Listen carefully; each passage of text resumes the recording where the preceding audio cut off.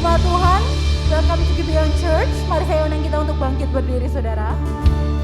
Sebelum kita memuji Tuhan, kita akan bacakan ayat firman Tuhan yang terdapat di dalam Titus pasalnya yang kedua.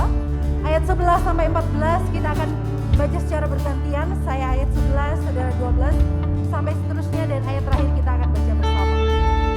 Karena kasih karunia Allah yang menyelamatkan semua manusia sudah nyata.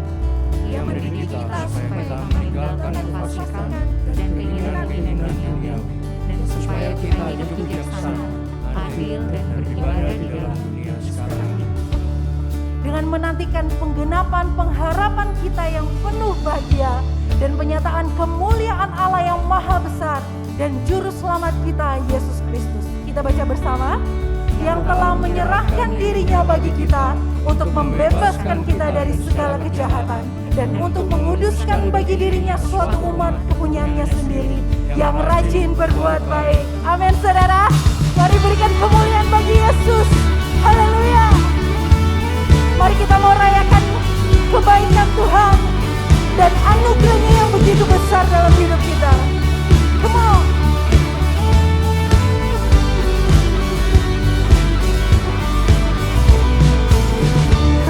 The power of sin and darkness, whose love is mighty and so much stronger. The King of glory, the King above all kings, who sits the whole earth with holy thunder, who leaves us breathless in awe and wonder. The King of glory, the King above all kings. Come on, angkat suaramu. This is amazing grace. This is unfailing love. That you would take my place. That you would bear my cross. You lay down your life. Set free. Oh, Jesus, I sing for all that you've done for me. Woo! Hallelujah. Come on. Who brings our chaos back into order? Who makes the orphan a son and daughter? The King of glory, the King of glory, who rules the nations with truth and justice, shines like the sun in all of its brilliance. The King of glory, the King above all kings. Come on, angkat suaramu. This is amazing grace. This is unfailing love. That you will take my place, that you will bear my cross. You lay down your life, that I will be set free. Oh, Jesus, I sing for all that you've done for me. Mari angkat tanganmu, saudara, angkat suaramu. Worthy is the Lamb who was slain. Worthy is the King who conquered the grave. Worthy is the Lamb who was slain. Worthy is the King who conquered the grave. Come on! Worthy is the Lamb who was slain. Worthy is the King who conquered the grave. Worthy is the Lamb who was slain. Say, worthy, worthy, worthy. This is amazing grace. This is unfailing love. That you will take my place.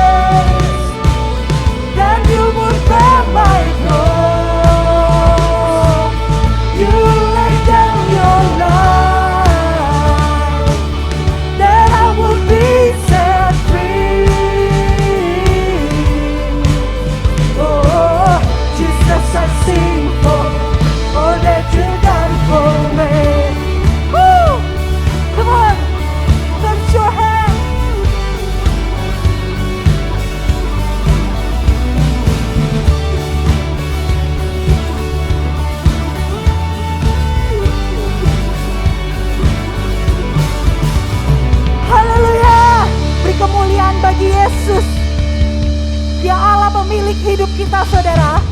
Dan kita yakin dan percaya kita aman di dalam Dia. Amin. Come on.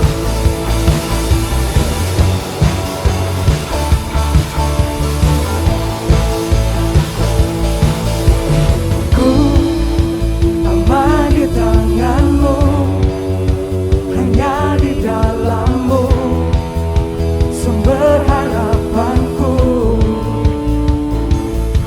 Dan ku berdiri teguh memandang wajah-Mu, sumber kekuatanku. Kau yang tebus, Kau tebus semua dosaku, Kau buatku menjadi baru. come on. Hidup yang ku miliki bukan karena kekuatanku, namun pasti anugerah-Mu selamatkanku. Ku berjalan bersama-Mu dengan iman tanpa ragu. Ku serahkan seluruh hidupku padamu.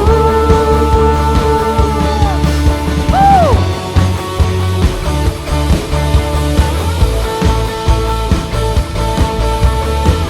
Mari sama-sama nyanyikan pujian ini, katakan ku aman.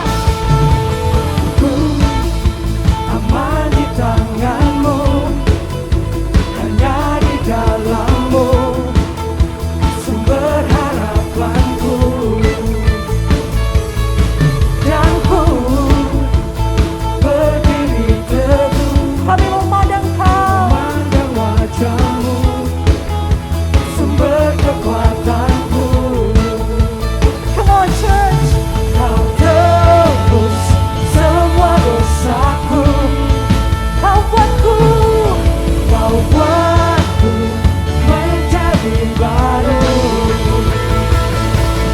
Hidup yang ku miliki bukan karena kekuatanku, namun kasih anugerah-Mu selamatkanku. Ku berjalan bersama-Mu dengan iman tanpa ragu.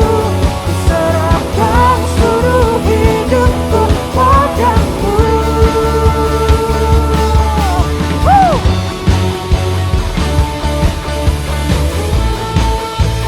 Haleluya. Segala pujian bagi Yesus.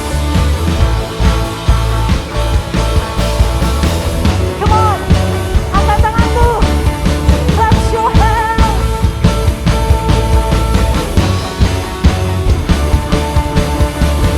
Sama-sama, surga. Hidup yang ku miliki bukan karena kekuatanku, namun kasih anugerah-Mu selamatkanku.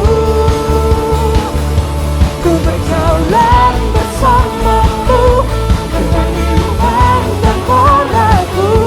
Ku serahkan seluruh hidupku padamu. Hidupku, Hidup yang ku miliki bukan karena kekuatanku, namun kasih anugerah-Mu selamatkanku. thank you Lord. Berjalan bersama-Mu dengan iman tanpa ragu. Ku serahkan seluruh hidupku padamu. Ku serahkan seluruh hidupku padamu. Ku serahkan Seluruh hidupku padamu, padamu. Woo.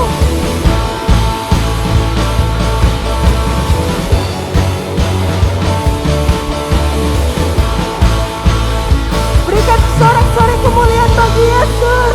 Woo. Mari sekali lagi berikan tepuk tangan yang paling meriah bagi Allah kita. Haleluya. Sungguh sukacita yang luar biasa di mana saya bisa berjumpa dengan Anda semuanya pada kesempatan hari ini. Saya mengucapkan selamat datang, welcome home. Ada suatu slogan di tempat ini yang sangat keren sekali, yaitu di sini bukan tempat untuk orang sempurna, tetapi kita semua disempurnakan di dalam kasih karunia Kristus. Amin. Bapak Ibu sekalian, seperti biasa di tengah ibadah kita akan membaca sebuah pertanyaan katekismus, dan tiba saatnya minggu ini kita baca dari pertanyaan yang ke-21. Saya akan bacakan pertanyaannya dan kita akan bacakan jawabannya secara bersama-sama. Saya mulai. Penebus seperti apakah yang dibutuhkan untuk membawa kita kembali kepada Allah? Bersama, penebus yang, kita baca bersama-sama, 2, 3. Penebus yang manusia sejati dan juga Allah sejati. Ayatnya terambil dari, silakan next. Kita akan baca ayatnya bersama-sama ya. Terambil dari Yesaya 9 ayat yang ke-5. Kita baca bersama, 2, 3. Sebab seorang anak telah lahir untuk kita, seorang putra telah diberikan untuk kita. Lambang pemerintahan ada di atas bahunya, dan namanya disebutkan orang penasehat ajaib, Allah yang perkasa, Bapa yang kekal, Raja damai. Amin. Silakan duduk Bapak Ibu sekalian. Saya punya sebuah cerita. Dulu ketika saya baru punya anak pertama kali, saya bingung bagaimana harus berkomunikasi dengan dia. Karena sebelumnya saya nggak suka sama anak kecil Bapak Ibu. Contohnya aja ketika saya mencoba memberitahukan sesuatu atau mengajarkan sesuatu kepada dia, saya bingung harus ngomong seperti apa. Lalu suatu ketika istri saya bilang demikian, kamu kalau mau ngomong sama anakmu, kamu jangan di posisi lebih tinggi dari dia. Kita lebih tinggi, anak kita lebih di bawah. Tetapi kita harus mengambil posisi yang sama dengan dia. Setara, kan tingginya beda ya. Sehingga kamu bisa berkomunikasi dengan lebih nyambung. Lalu kemudian suatu ketika saya coba hal itu, saya mengambil posisi duduk, jongkok, sejajar dengan dia.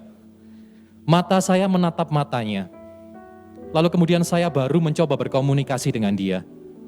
Tetapi bukan hanya pada pose yang sama, tetapi saya juga berusaha menempatkan diri saya sejajar dengan pola pikir di usia dia, menempatkan sudut pandang saya sama seperti dengan dia. Baru di situ saya bukan hanya sekedar bisa berbicara dengan dia, tetapi lebih daripada itu saya bisa merasakan perasaannya. Saya bisa mengalami juga apa yang dia alami, Bapak Ibu sekalian. Nah, menjawab pertanyaan tadi, kenapa sih kok Tuhan itu perlu menjadi manusia untuk menyelamatkan dosa-dosa kita? Bukankah dia Allah yang sebenarnya cukup berfirman saja, lalu kemudian semuanya itu bisa terjadi? Bapak Ibu sekalian, Tuhan itu adalah Tuhan yang memiliki natur, dia adalah Allah yang maha adil. Dia tidak bisa menghilangkan natur keadilannya, di mana sesungguhnya dosa itu merupakan sesuatu yang harus menerima hukuman dari Tuhan. Di mana Allah itu sesungguhnya sangat membenci dosa. Bahkan dikatakan di dalam ayat di Titus berkata bahwa dosa merupakan kecemaran yang menajiskan. Tetapi di satu sisi Allah adalah Allah yang maha kasih. Dia begitu mengasihi umat manusia. Bahkan pada saat Adam jatuh di dalam dosa pertama kali, dia langsung memberitakan rancangan keselamatan yang diberikan untuk umat manusia. Melalui keturunan Hawa yang akan meremukkan iblis. Nah Bapak Ibu sekalian, kalau begitu bagaimana Allah yang maha adil tersebut dapat mempertentangkan penjatuhan hukuman dengan sifatnya yang maha kasih yang ingin menyelamatkan umat manusia? Disinilah Bapak Ibu sekalian rancangan penebusan merupakan sesuatu hal yang begitu indah. Rancangan penebusan merupakan satu-satunya jalan di mana keadilan Tuhan bertemu dengan kasih Tuhan di atas kayu salib Bapak Ibu sekalian. Sesungguhnya dosa itu hanya dapat digantikan oleh pengorbanan yang setara, yang kudus dan yang tidak bercacat. Dan hal ini tidak ada yang bisa mencapainya, karena sesungguhnya hanya Allah sendirilah yang tidak dapat berbuat dosa, karena dia tidak bisa berdosa Bapak Ibu sekalian. Maka dari itu dia mengambil inisiatif untuk turun menjadi manusia sama seperti dengan kita.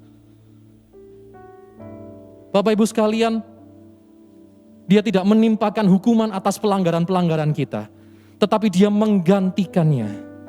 Kematian putra tunggalnya supaya kita semua tidak lagi mengalami ketakutan atas cengkeram maut dari akibat dosa, Bapak Ibu sekalian.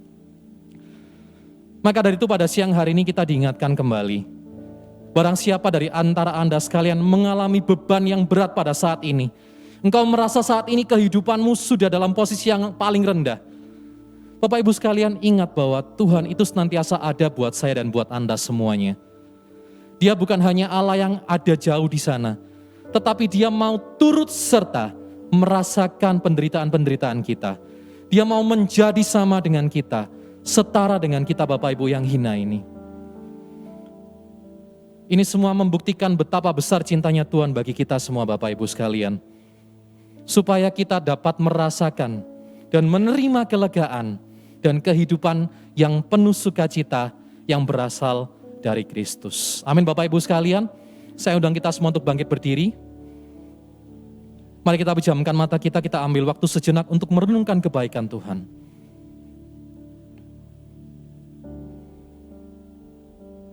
Terima kasih Tuhan, sungguh besar kasih-Mu bagi setiap kami. Engkau tahu Tuhan bahwa kami manusia yang tidak mampu mengatasi segala macam masalah dosa Tuhan. Tetapi Engkau ingin turut serta merasakan penderitaan kami Tuhan. Engkau menempatkan diri menjadi hamba yang hina Tuhan.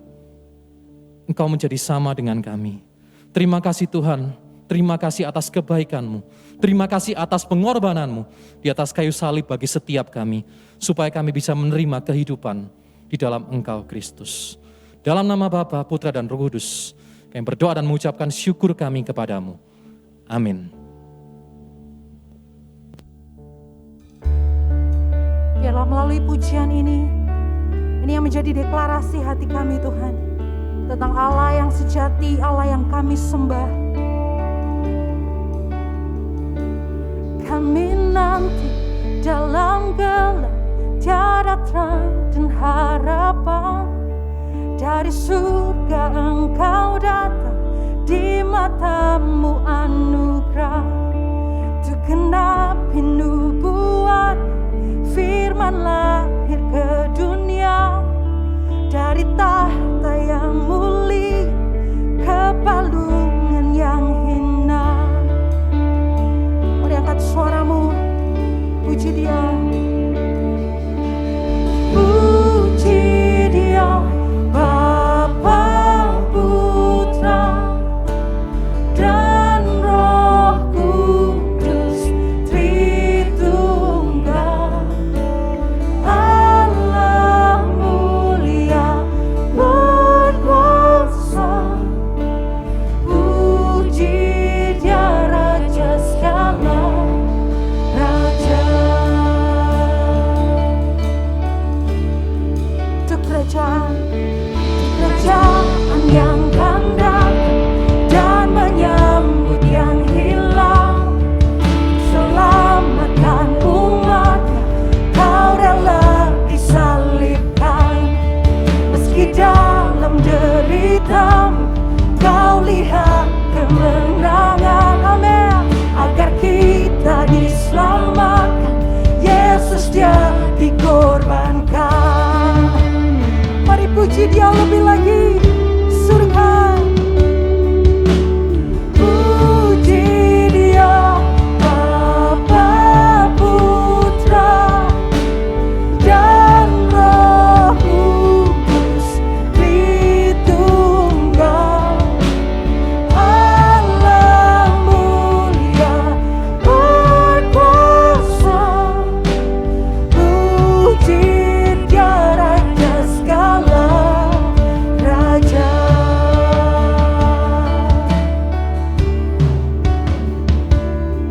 Di fajar saat Kau bangkit, surga hening menunggu. Batu kubur terbuka, Kau tak kalahkan maut. Come on, Dia yang mati telah bangkit, suruh surga terkagum. Sebab semua yang datang pada Bapa diselamatkan.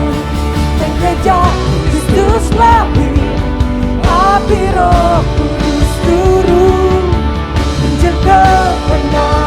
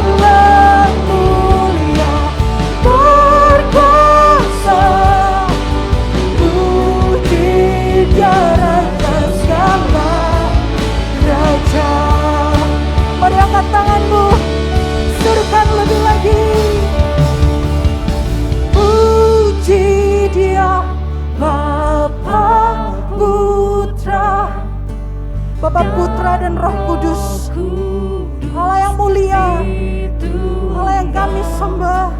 Allah mulia, berkuasa, puji Dia Raja segala raja. Haleluya. Yes Lord. Hati kami melimpah dengan ucapan syukur Tuhan, karena kami tahu kami begitu dikasihi oleh Allah seperti Engkau.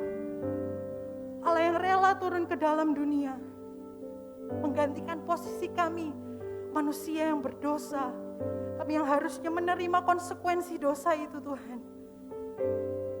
Tapi dengan kasih-Mu yang indah, kasih-Mu yang mulia, Engkau membebaskan kami dari maut melalui karya salib-Mu. Terima kasih Tuhan. Terima kasih Bapa. Dan biarlah sekarang ini kami mau bawa hidup kami Tuhan ke dalam Engkau, Allah Tuhan yang kami percaya. Ku percaya pada Yesus dan firman-Nya yang kekal. Ku bersandarkan janji-Nya, turut sabda yang mulia. Yesus, Yesus. Mari angkat suaramu saudara, panggil namanya. yang setia. Yesus, Yesus indah mulia, oh tambahlah imanku. Katakan, ku percaya. Ku percaya pada Yesus, darah-Nya dicurahkan hanya oleh karena iman, hidupku disucikan.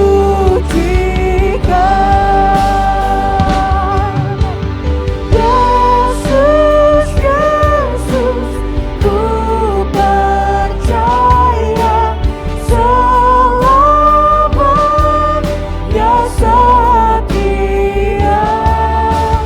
Yesus, Yesus indah mulia, oh tambahlah imanku. Katakan, Yesus. Yesus, Yesus, ku percaya selamanya setia. Yesus, Yesus indah mulia, oh tambahlah imanku.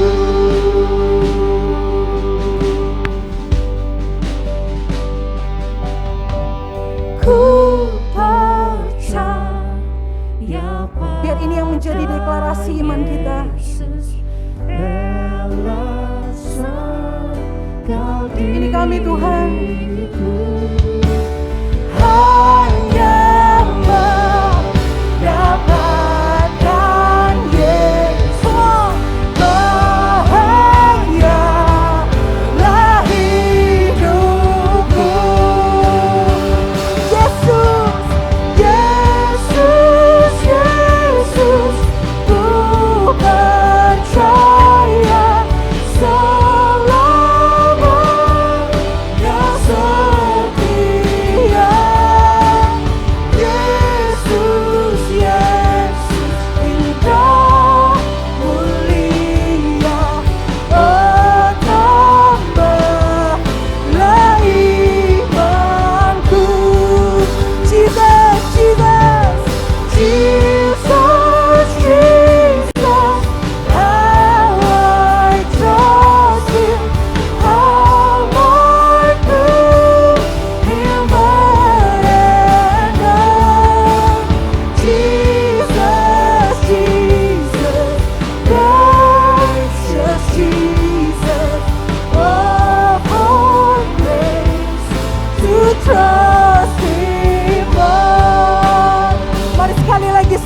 namanya Jesus, Jesus. How I trust Him, how I prove Him more and more.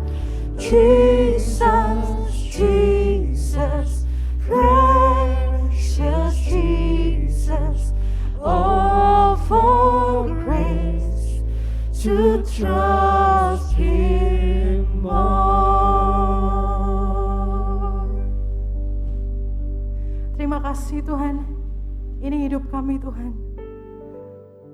Saat kami boleh berkata, kami mau percaya kepada Engkau Yesus, Sang Juru Selamat, Sang Pemilik hidup kami Tuhan. Gak ada rasa ketakutan bahkan kekhawatiran dalam hidup kami untuk kami menyongsong masa depan kami Tuhan. Karena kami yakin janji-Mu ya dan amin dalam hidup kami. Dan rencana-Mu gak pernah gagal Tuhan untuk setiap kami. Terima kasih Tuhan. Dan bila juga sebentar lagi kami akan mendengarkan firman-Mu, biar firman-Mu itu boleh makin meneguhkan iman percaya kami kepada Engkau Yesus. Dan hidup kami Kau boleh pakai untuk kemuliaan nama-Mu. Terima kasih Tuhan. Hanya di dalam nama Tuhan Yesus kami berdoa. Amin. Silakan duduk saudara.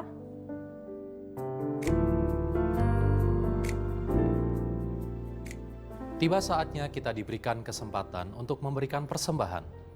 Untuk menghindari kontak fisik, kami menyarankan Anda untuk dapat memberi dengan cara transfer ke rekening gereja yang kami cantumkan, atau dengan scan QR Code melalui aplikasi-aplikasi yang ada di samping saya. Segala informasi yang Anda butuhkan tentang bagaimana Anda bisa memberi tersedia di kartu Ways to Give yang ada di kursi Anda masing-masing. Bagi Anda yang memiliki kendala dengan sistem online, dalam memberi, kami juga menyediakan amplop yang dapat Anda pakai untuk memberi secara tunai. Lalu dapat Anda masukkan ke dalam kotak persembahan yang tersedia di pintu keluar saat Anda pulang nanti. Kita memberi bukan supaya diberkati, tetapi kita memberi karena kita sudah diberkati. Mari kita bawa persembahan kita di dalam doa. Mari kita berdoa. Tuhan Yesus, terima kasih Tuhan buat segala berkat penyertaan yang telah Engkau berikan bagi setiap kehidupan kami Tuhan. Melalui berkat-berkat jasmani, berkat-berkat rohani, kesehatan yang telah Engkau berikan kepada setiap kami Tuhan, itu semua merupakan anugerah yang indah yang telah Engkau berikan bagi setiap kami. Dan tiba saatnya Tuhan, kami diberikan kesempatan untuk memberi sebagian dari apa yang telah Engkau percayakan kepada setiap kami untuk kami kelola. Kiranya melalui pemberian kami Tuhan, sungguh boleh berguna bagi pelebaran kerajaan-Mu, perkabaran Injil-Mu di tempat ini dan sampai ke seluruh negeri Tuhan. Terima kasih Tuhan Yesus, kami mau berbalas sembahan kami di dalam doa Tuhan. Di dalam nama Tuhan Yesus, semua yang siap memberi sama-sama kita mau berkata, amin. Selamat memberi. Shalom Jemaat Gibeon, Happy Sunday. This is Gibeon Weekly News.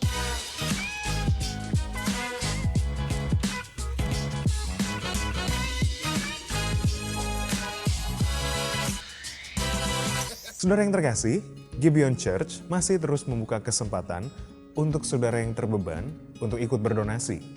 Saudara dapat langsung memberikan dukungan dengan cara mentransfer ke nomor rekening yang tertera di layar. Mohon untuk bisa menyertakan angka 2 di nominal akhir dari yang ditransfer atau memberikan keterangan Gibeon Peduli NTT. Dan sebagai bentuk komitmen kami atas donasi yang diberikan, kami juga terus memberikan update secara berkala melalui akun sosial media kami. Setelah libur selama 2 minggu, mulai minggu ini, kegiatan tengah minggu kembali diaktifkan. Bagi Anda yang telah rindu berkomunitas, Anda dapat kembali berkumpul dengan kelompok CG masing-masing. Hari ini kita bersyukur sekali kalau teman-teman youth sudah bisa mengikuti ibadah secara onsite. Dan kiranya lewat ibadah yang diikuti ini bisa mengobati kerinduan teman-teman youth dan tentu saja semakin memperdalam pengenalan pribadi kita dengan Tuhan. Minggu depan, jika teman-teman youth akan mengikuti ibadah secara onsite, mohon untuk dapat mendaftarkan diri terlebih dulu lewat website Gibeon Church atau aplikasi Gibeon App. Demikian untuk Gibeon Weekly News kali ini. Selamat merayakan Hari Pentakosta. Now, let's listen to the sermon. Shalom saudara semua. Setiap minggu kita menayangkan berbagai macam kesaksian dari jemaat yang mengalami pergumulan karena pandemi COVID-19. Secara ekonomi mereka terdampak, mungkin mereka mengalami masalah dalam hubungan dan keluarga, mungkin karena kesehatannya juga terpapar, dan tidak sedikit juga mengalami kedukaan, mungkin karena anggota keluarganya ada yang dipanggil pulang oleh Tuhan. Tapi satu hal yang menjadi common denominator, bahwa di tengah-tengah pergumulan kita semua, itu selalu ada penyertaan Tuhan dan kebaikan Tuhan. Dan bagaimana komunitas Injil dan bagaimana gerejanya dan bagaimana firman yang mereka dengar setiap minggu, itu mengingatkan bahwa hidup kita ini milik Tuhan dan perjalanan kita disertai dan Tuhan tidak pernah melepaskan kita. Nah, hari ini kita akan mendengar kesaksian dari salah satu brother kita, Andrew Manoah, atas pemeliharaan Tuhan dan selama mengalami kondisi COVID yang sempat membuat dia mengalami kondisi yang cukup parah, mendekati kritis, tetapi bagaimana pertolongan Tuhan itu nyata melalui dukungan komunitas dan juga finansial yang diberi pertolongan dari Tuhan dan keluarganya. Mari sama-sama kita mendengarkan kesaksiannya. Halo, nama saya Andrew Manoah, saya berumur 24 tahun. Selama pandemi ini yang paling saya rasakan sih, tepatnya bulan Agustus 2020 kemarin, akhirnya saya tervonis positif COVID-19. Kemarin itu parahnya itu bisa dibilang, waktu itu saya ke salah satu dokter di rumah sakit Surabaya, dia ngomongnya kalau wah ini parah banget, kalau bisa sekarang ya masuk rumah sakit aja, langsung masuk rumah sakit. Karena dilihat dari kondisi badan yang memang sedikit berlemak, makanya harus masuk rumah sakit. Dan ternyata kalau dilihat juga ditelusuri saya punya komorbid. Dua komorbid, yang pertama itu ada darah tinggi, yang kedua adalah bronkitis kronis. Kebetulan Aprilnya, Agustusnya kena COVID seperti itu. Awalnya ya kan check up. COVID kan terkenal dia memperkuat gejala-gejala yang dari penyakit lainnya. Makanya salah satunya waktu itu kekentalan darah. Di dimer saya pernah dicek dan ternyata di dimer saya waktu itu tinggi banget. Yang menandakan kalau misalnya kekentalan darah itu sangat kental. Jadi otomatis harus segera menangani atau ikut penanganan yang benar gitu, atau yang langsung. Nah, waktu itu cukup banyak sih, salah satunya adalah infus vitamin, bahkan beberapa gejala seperti panas itu harus ditekan.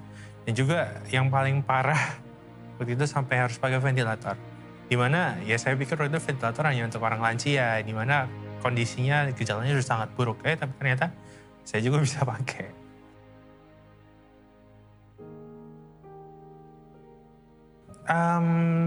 Kita melihat dari beberapa perspektif ya. Kalau dari perspektif manusia, apalagi dunia, kalau misalnya melihat saya sampai masuk rumah sakit, sampai bisa dibilang hampir tidak tertolong nyawanya, ya itu pasti ada suatu hal yang buruk dong. Sebagai manusia ya kan, apalagi anak muda, waktu itu kan berpikir sangat naif kalau alah aku masih muda, COVID, kena paling gejala biasa. Tapi setelah saya merasakan semua alat-alat yang tertempel di badan saya waktu itu, bahkan untuk alat-alat yang bisa dibilang untuk memasangnya aja udah taruhan nyawa, risikonya gede. Itu saya langsung mikir kayak, oh men, apa ini? Kok bisa jadi kayak gini? Di situ kadang saya sedih karena ya kenapa saya harus jalani kayak gini gitu kan. Tapi ya kembali lagi, dulu pernah saya ikut salah satu care group.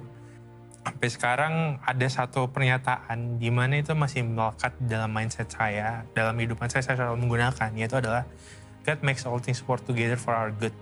Jadi apapun yang terjadi, mau itu jahat, baik, buruk, ataupun bagus, semuanya terjadi itu untuk kebaikan saya. Karena saya percaya rencana Tuhan dan kedaulatan Tuhan jauh lebih baik ketimbang pribadi saya sendiri. Banyak sih dalam pertolongan Tuhan. Dari pertolongan Tuhan itu kan masing-masing orang pasti berbeda. Cuma yang saya rasakan kemarin itu, pertolongan Tuhan datang dari, pertama adalah orang-orang yang benar-benar menyayangi saya. Jadi mereka yang sayang dengan saya, mereka yang peduli dengan saya, mereka tuh rela untuk memberikan waktu dan energi mereka. Bukan hanya mendoakan saya, cuma kadang dari beberapa dari mereka yang menyediakan waktu untuk misalnya video call. Karena ya as we know ya, kalau misalnya COVID kan tidak ada yang boleh datang, tidak ada yang boleh menjenguk. otomatis pasti saya hanya merasakan kesepian di mana cuma ada suster yang menemani ketika mengambil pengalaman dari setiap perjalanan hidup saya sampai sekarang. Yang paling saya jadikan sebuah patokan dalam jalan hidup adalah yang saya dapatkan di CG tadi.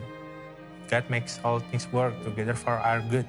Roma 8 ayat 28. Jadi apapun yang terjadi dalam kehidupan kita, apapun yang terjadi, mau itu baik, buruk, segala macam, pasti adalah buat suatu kehendak Tuhan. Pasti kedaulatan Tuhan tidak akan lepas dari situ.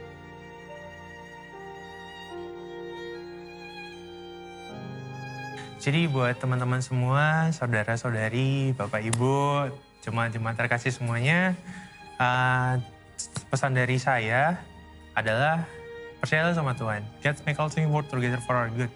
Dalam kondisi pandemi seperti ini pasti kita memikirkan, duh gimana penjualan turun, bahkan ada yang dipecat atau di PHK dari kerjaan. Tapi ya everything happen for a reason, right? Jadi all things work together for our good. Percayalah sama Tuhan, karena apapun yang terjadi pasti menurut sesuai dengan kehendak dan kedaulatan. Soli Deo Gloria. Anugerahnya diwujudkan melalui sarana kasih karunia-Nya. Berikan tepuk tangan buat Tuhan Yesus, kemuliaan bagi Tuhan. Amin saudara. Shalom saudara semua. Saya akan menunjukkan hasil antigen saya supaya saya bisa bicara dengan saudara dengan bebas ya saudara ya. Bagi saudara yang online, saya mau mengucapkan selamat datang. Bagi saudara yang baru pertama kali hadir joining us, kami mempunyai hashtag bukan tempat untuk orang sempurna. Unik sekali, artinya bukan kita yang sempurna, tetapi Tuhan yang sempurna yang menyempurnakan kita. Oleh kasih karunia dan oleh kuasa Injil. Nah saudara, saya juga ingin mengucap syukur kepada saudara semua yang berpartisipasi di dalam bantuan kepada NTT. Saya memberikan laporan sedikit. Sudah terkumpul Rp262.846.000 dan sudah tersalurkan 250 juta. Minggu lalu kita sudah sudah wire, sudah transfer 50 juta untuk membangun 59 rumah KK. Jadi dari Gibeon sendiri kita selama minggu ini kita membangun 59 rumah untuk teman-teman kita di sana. Berikan tepuk tangan untuk saudara semua yang sudah, terima kasih untuk donasinya. Dan kita masih ada sisa kira-kira 12 juta, mungkin kita akan bulatkan untuk menjadi 20 juta untuk membantu lebih banyak lagi. Kalau saudara masih ingin berpartisipasi, minggu ini masih dibuka, kita akan tetap membantu mereka. Oke saudara? Nah hari ini adalah hari yang bersejarah karena 2000 tahun yang lalu, hari ini adalah hari Pentakosta.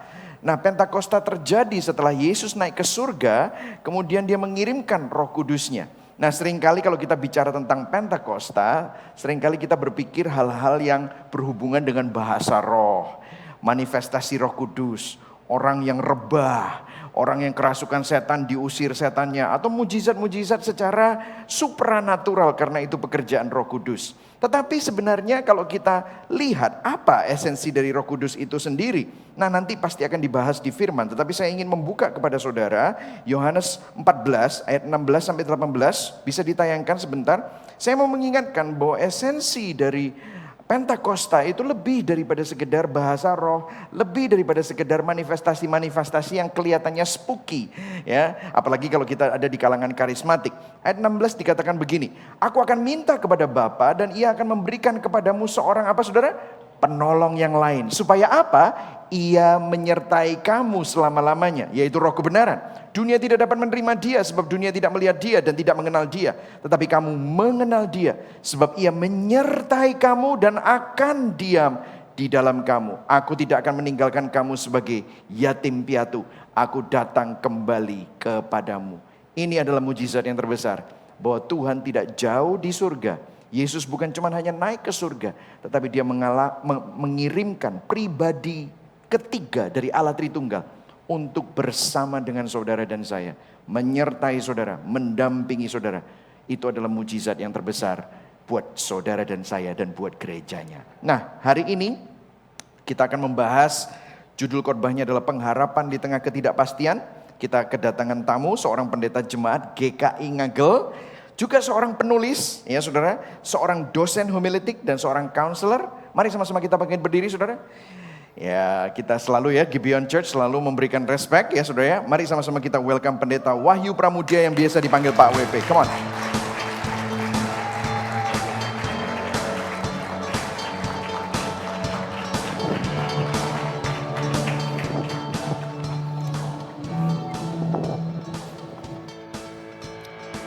Kita berdoa ya. Berbicaralah kepada kami ya Tuhan sebab kami telah siap mendengar. Kami berdiri untuk menghormati apa yang Kau lakukan dalam kehidupan kami. Kasih dan pemeliharaanmu yang besar, kami bersyukur untuk itu. Dan Tuhan Yesus Engkau sendiri yang mengajar kepada kami, manusia tidak hidup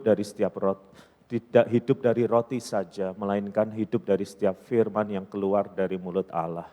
Dan kami membutuhkan itu, secara khusus dalam situasi yang kami hadapi sekarang.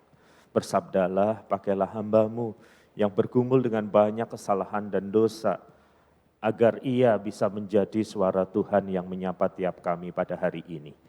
Kami naikkan doa ini di dalam nama Tuhan kami, Yesus Kristus. Amin. Silahkan duduk saudara-saudara.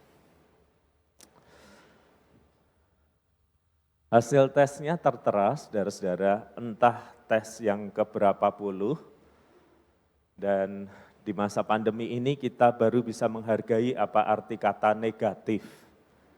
Kalau Anda sulit membaca tanggalnya, saya juga sulit. Oh kemarin saudara-saudara, maaf itu tulisan tangan saya sendiri ya. Saudara-saudara bersyukur pada Tuhan boleh hadir di tengah-tengah saudara-saudara di tempat ini. Dan setelah setahun berkhotbah selalu menggunakan seperti ini, saudara-saudara, berdasarkan hasil tadi saya diizinkan untuk melepaskan masker. Dan biasanya khotbahnya jadi lebih panjang dari biasanya. Saudara-saudara, saya ingin kita membaca bagian Alkitab dulu, saudara-saudara, dari Yesaya pasal 65. Yesaya pasal 65 ayat 17 hingga ayat yang ke-25. Yesaya pasal 65 ayat 17 hingga ayat yang ke-25. Sebab sesungguhnya aku menciptakan langit yang baru dan bumi yang baru. Hal-hal yang dahulu tidak akan diingat lagi, tidak akan timbul di dalam hati. Tetapi bergiranglah dan bersorak-sorak untuk selamanya atas apa yang kuciptakan. Sebab sesungguhnya aku menciptakan Yerusalem penuh sorak-sorak dan penduduknya penuh kegirangan. Di situ tidak akan ada lagi bayi yang hanya hidup beberapa hari atau orang tua yang tidak mencapai umur suntuk. Sebab siapa yang mati pada umur 100 tahun masih dianggap muda, dan siapa yang tidak mencapai umur 100 tahun akan dianggap kena kutuk. Mereka akan mendirikan rumah-rumah dan mendiaminya juga. Mereka juga akan menanami kebun-kebun anggur dan memakan buahnya juga. Mereka tidak akan mendirikan sesuatu supaya orang lain mendiaminya, dan mereka tidak akan menanam sesuatu supaya orang lain memakan buahnya. Sebab umur umatku akan sepanjang umur pohon, dan orang-orang pilihanku akan menikmati pekerjaan tangan mereka. Mereka tidak akan bersusah-susah dengan percuma dan tidak akan melahirkan anak yang akan mati mendadak. Sebab mereka itu keturunan orang-orang yang diberkati Tuhan, dan anak cucu mereka ada bersama mereka. Maka sebelum mereka memanggil, aku sudah menjawabnya, dan ketika mereka sedang berbicara, aku sudah mendengarnya. Serigala dan anak domba akan bersama-sama makan rumput, singa akan makan jerami seperti lembu, dan ular akan hidup dari debu. Tidak ada yang berbuat jahat atau berlaku busuk di segenap gunungku yang kudus, firman Tuhan. Berbahagialah kita, saudara-saudara, yang mendapat kesempatan untuk membaca dan merenungkan firman Tuhan. Saudara-saudara, saya enggak hobi nonton film Korea. Sama sekali enggak. Seperti lazimnya pria-pria yang lain.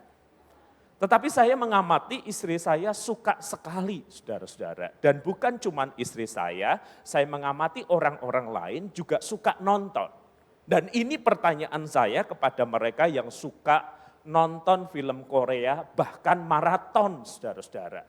Kadang jam 8 malam sampai jam 4 subuh. Ya, ada teman yang melakukan itu, lalu saya tanya, Kenapa sih kalau nonton film Korea, serial yang sudah selesai, nontonnya kok maraton? Kenapa kamu nggak bisa nonton satu episode, lalu satu episode, kapan-kapan kalau ingat satu episode, kapan-kapan kalau ingat satu episode lagi? Dan jawaban yang saya dapatkan jelas saudara-saudara.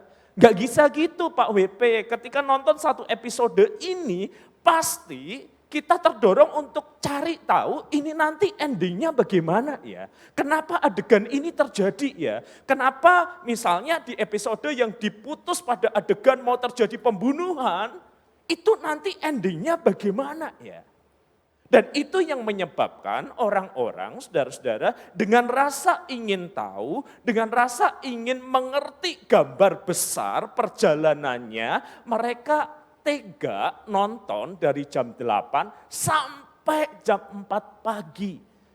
Saya nggak yakin tuh kalau diajak doa syafaat bisa sekuat itu. Rasa ingin tahu, rasa ingin memahami apa sih ujungnya nanti dan bagaimana setiap peristiwa itu saling berkaitan, itu adalah naluri manusia. Kalau film, saudara-saudara, kita nggak tahan, kita bisa maraton. Bahkan sebagian teman yang nggak suka maraton, suka nonton episode akhirnya dulu. Supaya jelas Pak ceritanya, supaya benang merahnya bisa tertebak. Supaya saya nggak baper di tengah perjalanan nonton. Menjadi sangat manusiawi ketika kita ada di dalam pergumulan hidup, misalnya sakit penyakit, pertanyaan kita adalah selalu kapan saya sembuh? Bagaimana caranya, obat mana yang harus saya minum supaya saya bisa segera sembuh? Ketika ekonomi Anda bermasalah, Anda punya pertanyaan kapan semuanya akan berubah menjadi lebih baik? Kapan pekerjaan saya akan beres? Ketika Anda sudah single dalam perjalanan waktu hidup Anda, pertanyaan Anda juga sama. Siapa ya Pak WP yang akan kilaf dengan saya? Orang nggak tenang saudara-saudara ketika dia ada di dalam pergumulan. Orang nggak tenang ketika ia ada dalam kesulitan. Pertanyaannya selalu adalah kapan ini akan berakhir menuju sesuatu yang lebih baik. Dan bagaimana caranya? Tidak mengerti, tidak memahami, menimbulkan rasa tidak aman dan tidak nyaman. Semua orang butuh kepastian di tengah masalah yang ada saat ini, bagaimana masalah ini akan berakhir dan bagaimana wujud masa depan yang baik. Nah, Yesaya yang bagian dari Alkitabnya kita baca adalah orang yang melayani selama 40 tahun bagi Israel. Pelayanan yang panjang sampai seumuran saya ini saudara-saudara. Dia tidak melayani dalam situasi yang stabil, tenang. Tidak saudara-saudara. Dia melayani bangsa yang memberontak kepada Tuhan, melawan kepada Tuhan. Kemudian orang Israel ini dibuang ke pembuangan. Dan setelah menjalani waktu cukup lama di pembuangan, 40 tahun lebih, mereka bersiap untuk kembali. Jadi para pembaca tulisan dari Yesaya adalah orang-orang yang hidup di dalam kegelisahan. Orang-orang yang hidup di dalam ketidakpastian. Orang-orang yang dicekam dalam ketakutan masa kini dan tidak bisa melihat masa depan. Dan untuk itulah Tuhan bersabda melalui Yesaya memberikan penglihatan. Jadi mereka yang ada di dalam situasi tidak menyenangkan saat ini diajak untuk melihat ke depan.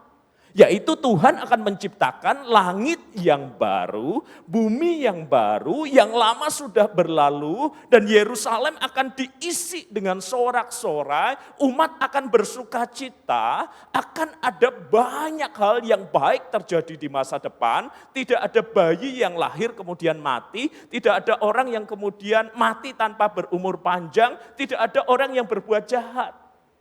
Anda perhatikan saudara-saudara polanya, umat ada di dalam keadaan menderita, tidak pasti, kehilangan harapan.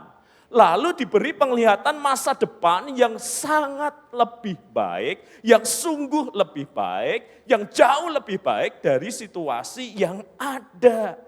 Kenapa gambaran-gambaran ini perlu diberikan saudara-saudara? Mengapa penglihatan ini perlu ditunjukkan? Supaya umat memahami. Ini situasimu saat ini. Penuh ketidakpastian, penuh penderitaan. Tetapi inilah masa depan bersama dengan Tuhan. Dan di antara dua situasi itu, Tuhan terus berkarya, Tuhan terus bekerja, Tuhan terus mendatangkan kebaikan supaya masa depan yang digambarkan itu mewujud menjadi kenyataan. Saudara-saudara mudah mengimani Tuhan bekerja di dalam pekerjaan sejarah saudara-saudara kalau kemudian kita bisa mengamati sama seperti kita berdiri mengamati orang memperbaiki mobil kita. Yang rusak apanya Pak? Oh mesinnya, saya perbaiki ya silahkan Pak. Kemudian kita lihat walaupun kita nggak paham, kita nengok walaupun kita nggak ngerti. Tetapi yang penting dia bekerja kan, sampai kemudian kita bertanya berapa lama lagi Pak? 5 menit selesai dan kemudian kita lihat jam kita, 5 menit beneran selesai. Kalau seperti itu menjadi mudah bagi kita untuk percaya bahwa Tuhan itu bekerja karena kita nampak di depan mata kita. Tetapi dari situasi yang buruk dalam kondisi Israel sampai ke masa depan yang lebih baik, Tuhan itu bekerja di balik layar sejarah. Tidak ada orang yang bisa melihat pekerjaan tangannya, tidak ada orang yang bisa melihat bagaimana Tuhan bekerja, tidak ada orang yang tahu sampai kapan ini nanti akan selesai, tetapi walaupun tidak kasat mata, Tuhan itu bekerja, Tuhan itu berkarya. Dan Tuhan menyingkapkan penglihatan kepada umatnya untuk menunjukkan dia itu tidak berdiam diri di tengah penderitaan umatnya. Dia itu tidak berkata rasa nokon kapokmu kapan, makanya bertobat. Dia juga tidak melipat tangan sambil berkata gini terus no. Tetapi dia berkarya dalam sejarah walaupun tidak kasat mata, walaupun tidak selalu kita bisa memahami, walaupun tidak selalu kita bisa mengerti, dia terus berkarya karena dia tahu dia akan membawa kita pada titik seperti apa. Tidak semua pekerjaan Tuhan kita bisa lihat dengan mata jasmani kita. Itu sebabnya kita perlu iman. Bahwa dia yang tak terlihat, bahwa dia yang tak nampak itu terus bekerja dalam perjalanan sejarah untuk menggenapi kehendaknya. Supaya kita percaya bahwa visi yang dia taruh bukan omong kosong belaka, bukan fantasi belaka, bukan penghiburan palsu belaka, tetapi dia terus berkarya walaupun tak terlihat.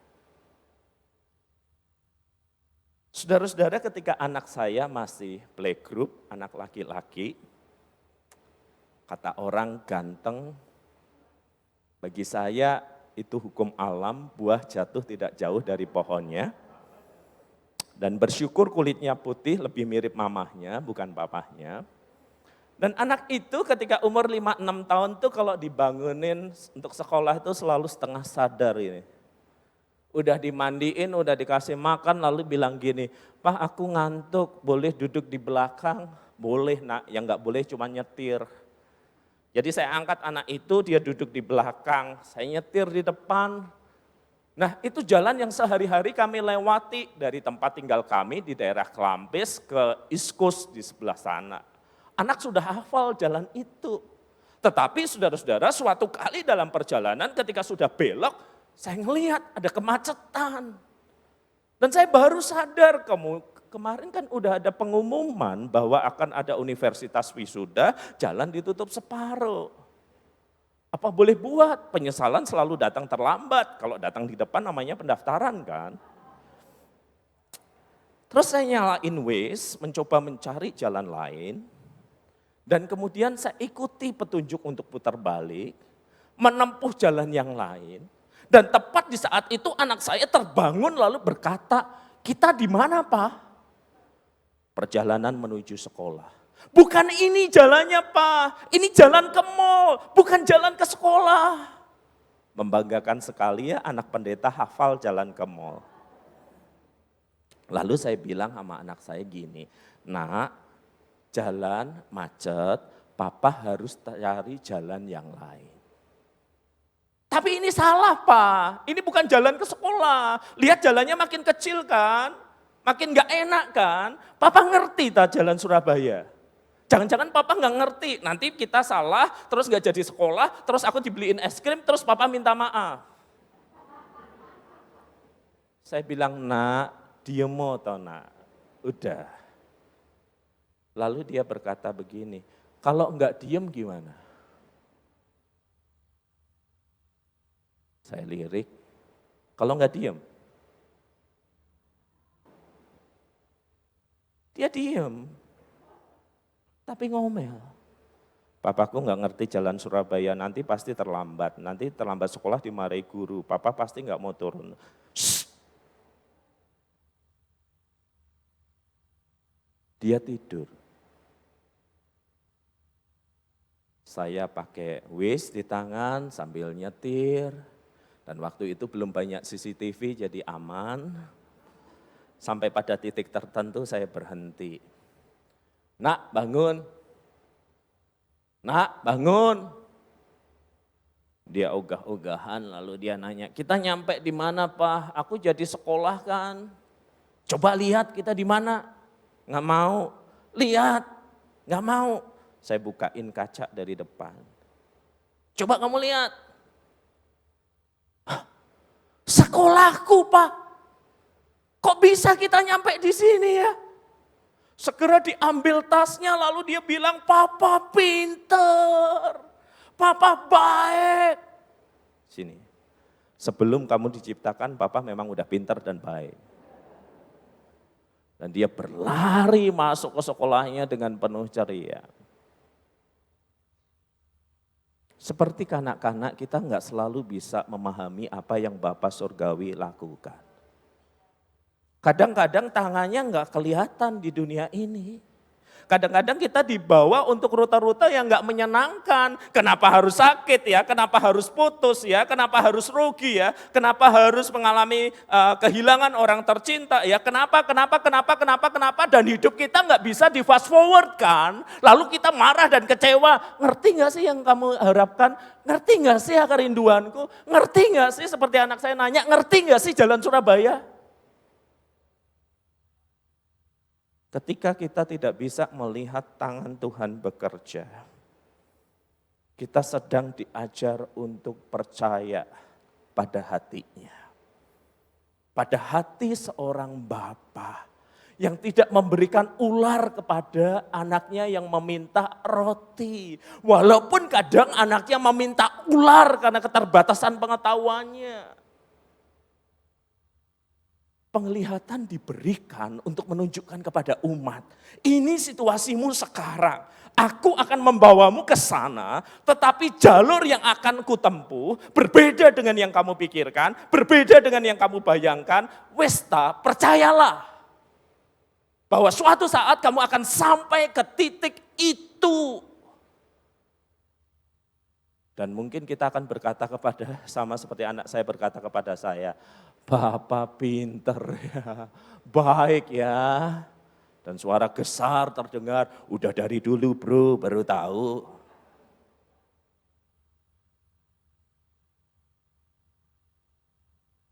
Tuhan tidak pernah putus asa.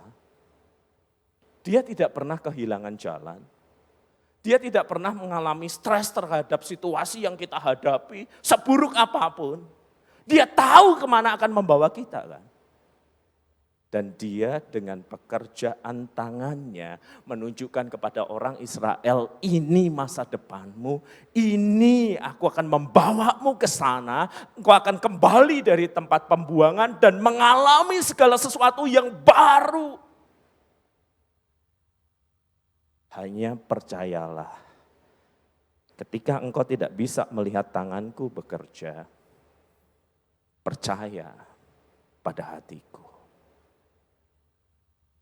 Ketika engkau tidak bisa melihat tangan Tuhan bekerja dalam kehidupanmu, rute-rute kehidupan bahkan mengecewakanmu, percaya kepada hatinya.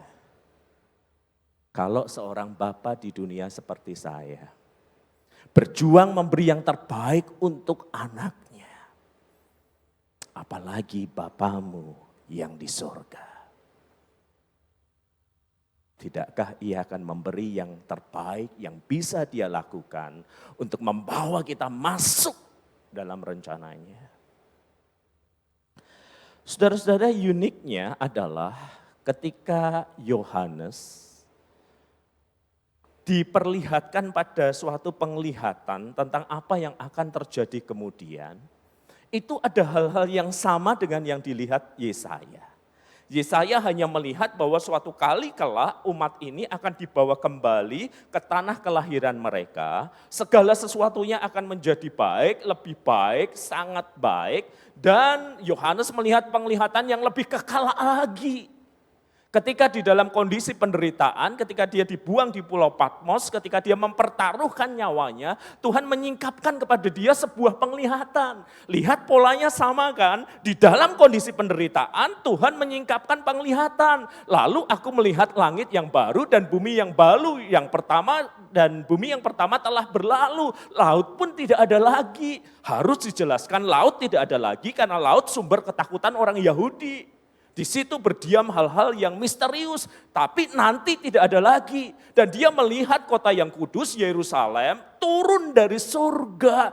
Dan ini penglihatan yang tidak dilihat Yesaya, yaitu adalah Allah itu, kemah Allah itu ada di tengah-tengah manusia. Ia akan diam dengan mereka akan menjadi umatnya dan ia akan menjadi Allah mereka. Penglihatan akhir zaman yang mengembalikan persekutuan yang dulu dimulai dalam sejarah manusia. Ketika Adam dan Hawa sebelum ia jatuh ke dalam dosa, dia berbicara kepada Allah. Tetapi setelah ia jatuh ke dalam dosa, suara langkah kaki Allah menakutkan mereka. Dosa yang menyebabkan mereka terusir dari persekutuan dengan Allah. Tetapi kelak di akhir zaman, Tuhan akan tinggal di tengah-tengah umatnya. Segala sesuatu diubahkan menjadi baru. Dan penglihatan ini saudara-saudara menunjukkan isi hati Allah. Dan untuk menunjukkan bahwa Tuhan itu serius dengan apa yang dia akan kerjakan atas dunia ini, maka Sang Sabda Yesus Kristus menjadi manusia.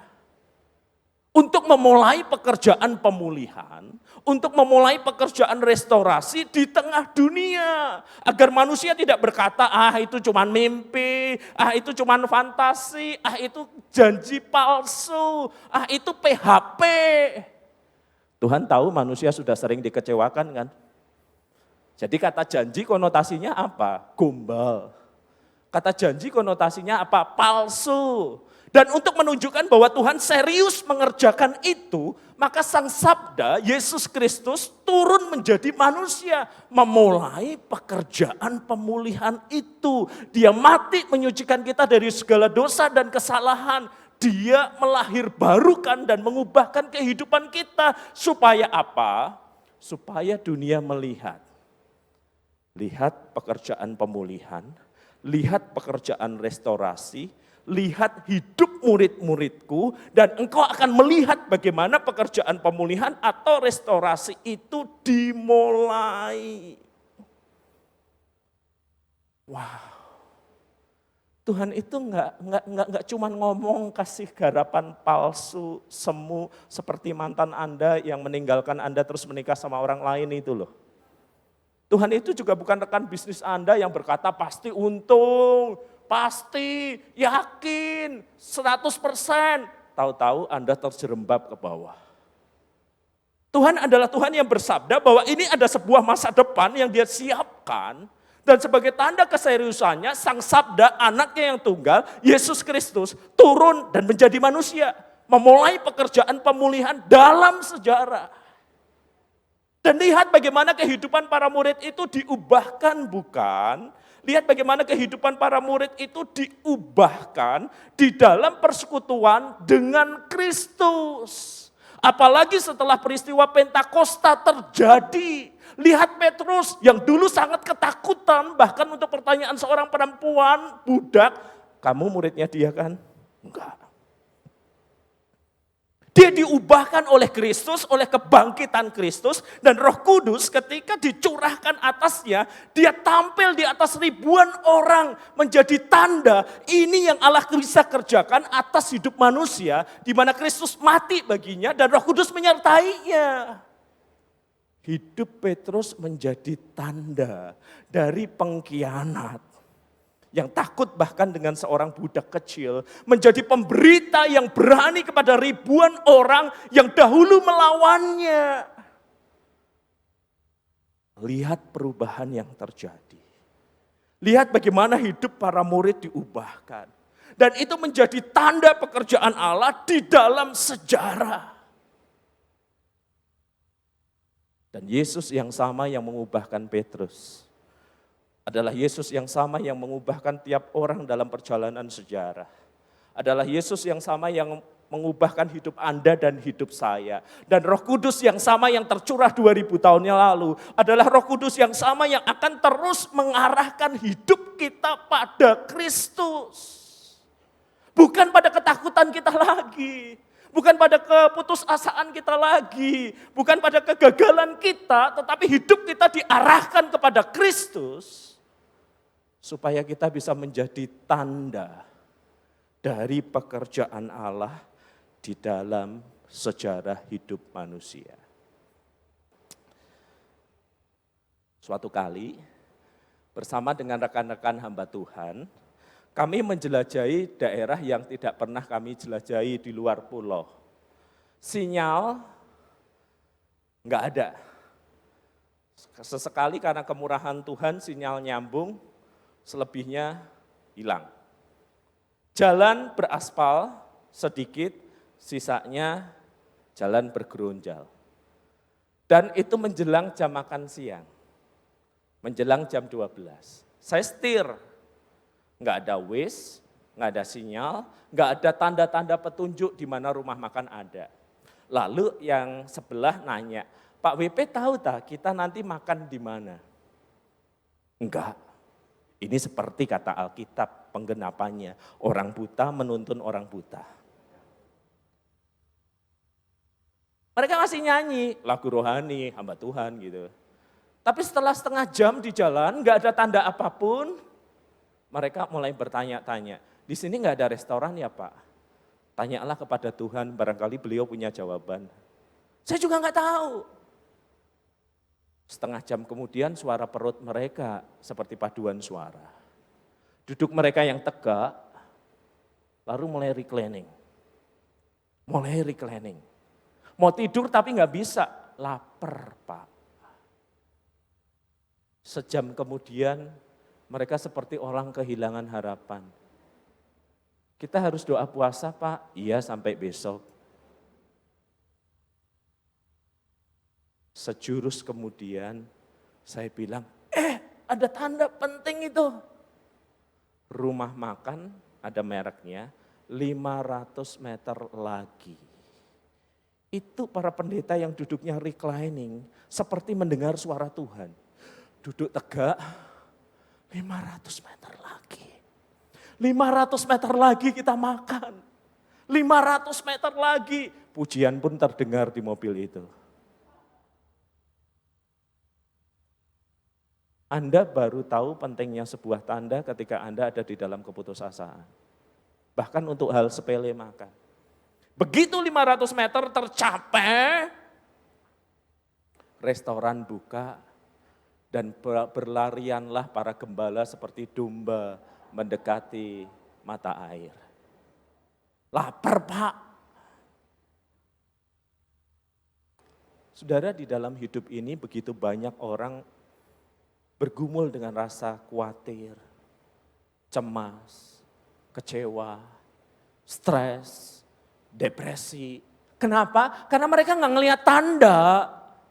Karena masa depan mereka gelap. Karena mereka nggak bisa berani, bahkan jangankan melihat ke depan, mengangkat kepala pun nggak sanggup.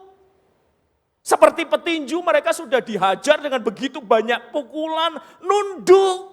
Tetapi hidup harus jalan terus. Terkungkung dalam rasa bersalah, terkungkung dalam stres, terkungkung dalam depresi, terkungkung dalam penghakiman orang lain, tak berdaya. Mereka butuh tanda bahwa Tuhan sungguh ada, bahwa Tuhan sungguh peduli, bahwa Tuhan itu do something untuk hidup mereka. Oke lah, mereka tahu Yesus itu siapa, tetapi mereka butuh kepanjangan tangan dari Yesus yang merangkul mereka, yang mengangkat mereka, yang menjadi tanda bahwa Tuhan terus berkarya dan tidak melupakan mereka. Dan untuk itu, Yesus menebus dosa dan kesalahan kita. Dan untuk itu Roh Kudus dicurahkan agar kita berani muncul dan berbicara tentang Yesus. Menjadi tanda yang terlihat bagi orang untuk kemudian mengarahkan pandangan pada Yesus. Setelah sebuah ibadah selesai, seorang ibu meminta waktu untuk konseling. Nah, saya udah pengalaman nih. Kalau ada yang meminta waktu untuk konseling, yang harus ada adalah tisu. Karena sering diawali dengan tangisan. Kalau diawali dengan ketawaan, saya kira dia nggak mau konseling, dia mau stand up comedy.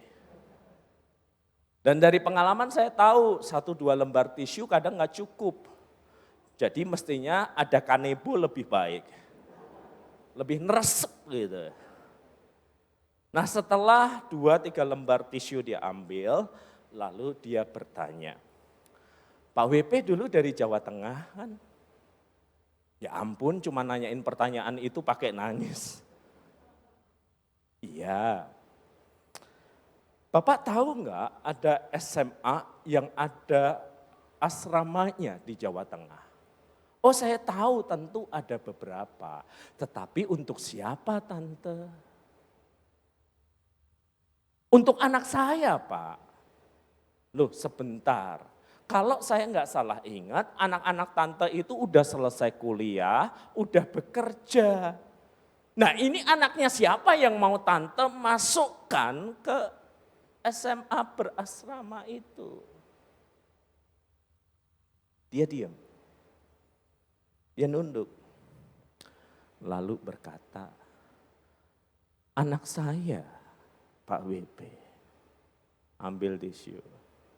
Ya anak saya Pak WP, ambil tisu. Yang benar. Dia nunduk. Anak suami saya. Sebentar Bu, saya ini pendeta agak lemot sedikit. Tadi ibu berubah jawaban dari anak saya sampai anak suami ibu. Apakah ada anak suami ibu yang bukan anak ibu?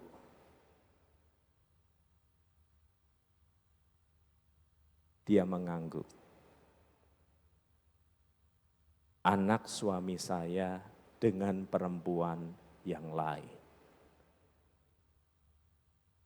Itu kalau dalam sinetron Indonesia, layar langsung di zoom in dan saya menjawab, apa? Kucing lewat, motor ngerem, mobil berhenti mendadak dan yang lain. Tapi kadang hidup lebih sinetronis dari sinetron. Jadi suami ibu punya anak yang lain dengan perempuan lain, betul Pak. Ibu ingin menyekolahkannya, betul Pak. Saya tahu dia tidak diurus oleh ibu kandungnya, jadi kadang dia tinggal bersama dengan saya dan saya ingin menyekolahkannya. Saya punya satu pertanyaan Bu, boleh Pak? Hati ibu terbuat dari apa sih? Bayangkan Anda punya pasangan, pasangan itu punya hubungan dengan orang lain sampai punya anak. Normalnya, wajarnya ngeliat aja udah gak mau. Ngeliat aja udah mau marah. Ngeliat aja ingin berkata pergi yang jauh. Tetapi hati seperti apa yang bisa sampai seperti itu? Hati seperti apa yang bisa sampai pada titik seperti itu? Saya bilang, Bu, apa sih rahasianya? Dia menunjuk di dinding ada sebuah kayu salib kecil. Yesus ngajarin saya tentang pengampunan. Roh Kudus kasih saya damai sejahtera yang mengalahkan keinginan daging saya untuk membalas. Jadi kita kembali ke pertanyaan utama Pak WP. Di mana sekolah yang cocok untuk anak saya? Wow. Bu, saya kepengen ketemu anak itu. Bisa nggak? Bisa. Maka beberapa hari kemudian saya ketemu anak itu. Nak, kamu sadar dirimu siapa? Tahu Pak Pendeta. Perempuan ini, saya sambil menunjuk sama sang ibu, kamu tahu itu siapa? Tahu Pak Pendeta. Dan dia ingin menyekolahkan kamu ke sekolah yang bagus. Bahkan di mana ibumu sendiri nggak terlalu peduli tentang itu. Saya berterima kasih untuk itu Pak Pendeta.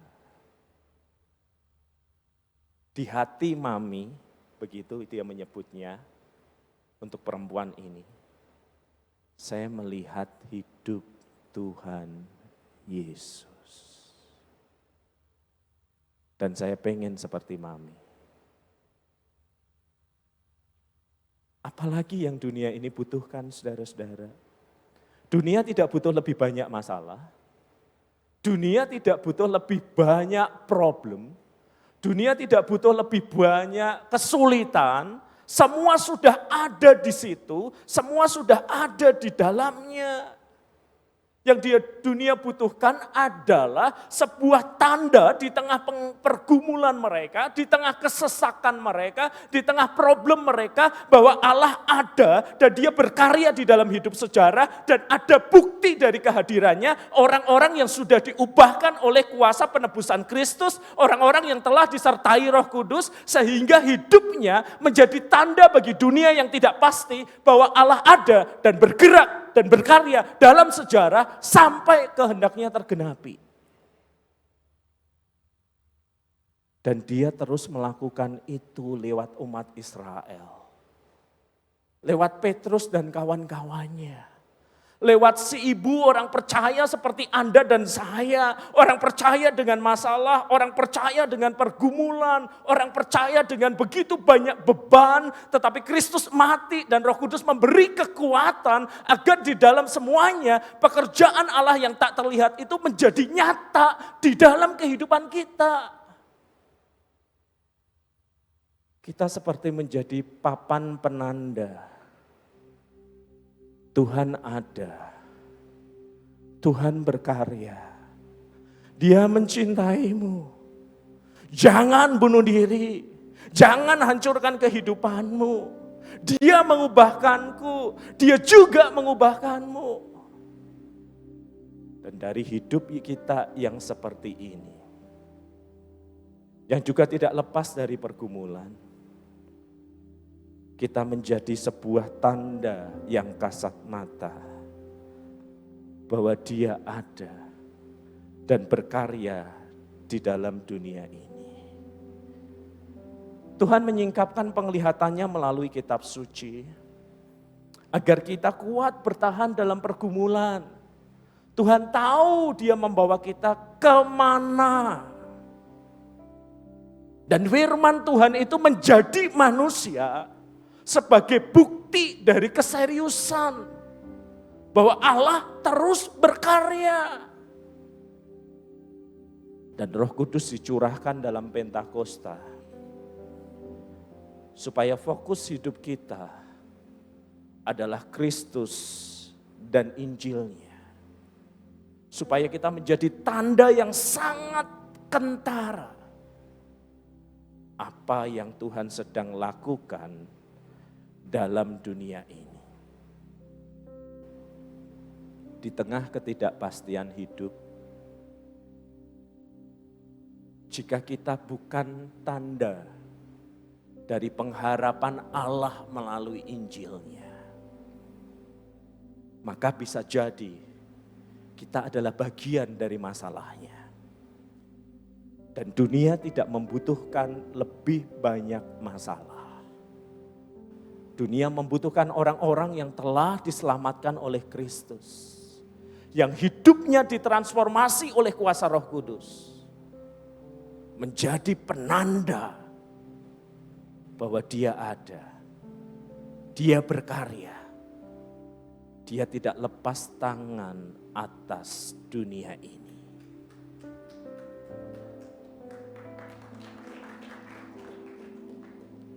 Dan semoga itu hidupmu, hidupmu, hidupmu, hidupmu, hidup kita. Dan di dalam hidup yang tak sempurna ini, orang melihat dan teringat bahwa Dia ada, bahwa Dia terus berkarya. Ada harapan di tengah ketidakpastian. Ada jalan keluar. Dan bahkan ada transformasi kehidupan lewat kasih Bapa yang begitu besar. Lewat cinta dan pengorbanan Yesus. Lewat Roh Kudus yang mengubahkan kehidupan kita. Mari kita berdoa. Siapapun dan bagaimanapun kami ya Tuhan, dalam rute kehidupan seperti apapun kami ya Tuhan, biarlah Engkau mengajar kami untuk terus percaya bahwa Engkau ada, bahwa Engkau terus berkarya, bahwa Kristus telah menjadi manusia, mengubahkan kehidupan, bahwa Roh Kudus telah dicurahkan agar kami bisa mengarahkan hati dan pikiran kami kepada Kristus dan menjadi tanda-tanda pengharapan bagi dunia yang berjalan dalam ketidakpastian. Terima kasih untuk anugerah-Mu yang besar ini. Di dalam nama Tuhan kami Yesus Kristus, kami bersyukur untuk pengudusan kehidupan. Dan di dalam persekutuan dengan Roh Kudus, kami diubahkan dan mengalami damai sejahtera yang melampaui akal pikiran.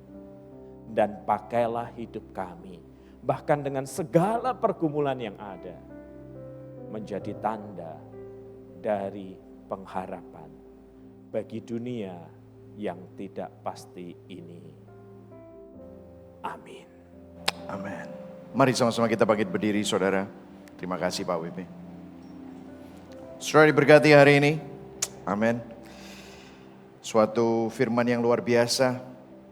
Di tengah ketidakpastian hidup, jika kita tidak menjadi bagian dari pengharapan melalui Injilnya, maka kita adalah bagian dari masalahnya. Katakan sama-sama, saya mau menjadi bagian pengharapan. Amin saudara. Saudara dan saya adalah duta-duta yang sudah dipenuhi oleh Roh Kudus. Sehingga saudara adalah terang dunia. Firman Tuhan berkata di Matius 5 dikatakan, kamu adalah terang dunia. Katakan sama-sama, saya adalah terang dunia. Ayat 16-nya berkata begini, demikianlah hendaknya terangmu bercahaya di depan orang, supaya mereka melihat perbuatanmu yang baik dan memuliakan Bapamu yang di surga. Amin. Mari sama-sama kita berdoa. Bapa di dalam surga, kami mengucap syukur betapa luar biasa karyamu. Hari ini mungkin beberapa dari kami bergumul dengan kehidupan sehingga kami mungkin tidak bisa dan mungkin tidak melihat bagaimana Engkau bekerja. Tapi mampukanlah kami untuk melihat dan percaya akan hati-Mu, akan firman-Mu, akan janji-Mu, akan salib-Mu yang menjadi bukti. Terima kasih Engkau mendampingi kami. Terima kasih Roh Kudus bersama dengan kami. Sehingga Pentakosta terjadi. Dan hari ini Engkau tinggal di dalam kami. Engkau bersama dengan kami. Engkau menyempurnakan kami. Dan Engkau memampukan kami untuk menjadi terang dimanapun kami berada. Pakai setiap kami Tuhan. Hari ini Tuhan kami juga mau berdoa untuk Bapak Pendeta Wahyu Pramudia. Bersama dengan istri anak-anaknya. Engkau pakai keluarga ini. Engkau pakai pelayanannya. Biarlah hidup mereka lindungi, berikan kesehatan, berikan urapan, supaya hidup mereka pun memuliakan Tuhan dan mereka pun menjadi terang dimanapun mereka berada. Berkati anak-anaknya, supaya anak-anaknya pun juga akan menjadi pahlawan-pahlawan Allah yang menjadi berkat bagi banyak orang. Terima kasih Tuhan. Mari sama-sama kita arahkan hati dan tangan kita. Kita akan menerima berkat Tuhan. Jemaat yang dikasihi Kristus, Tuhan memberkati engkau. Tuhan melindungi engkau dan Tuhan menyinari engkau dengan wajah-Nya dan memberikan engkau kasih karunia senantiasa. Tuhan selalu menghadapkan wajah-Nya kepadamu dan memberikan engkau shalom, damai sejahtera.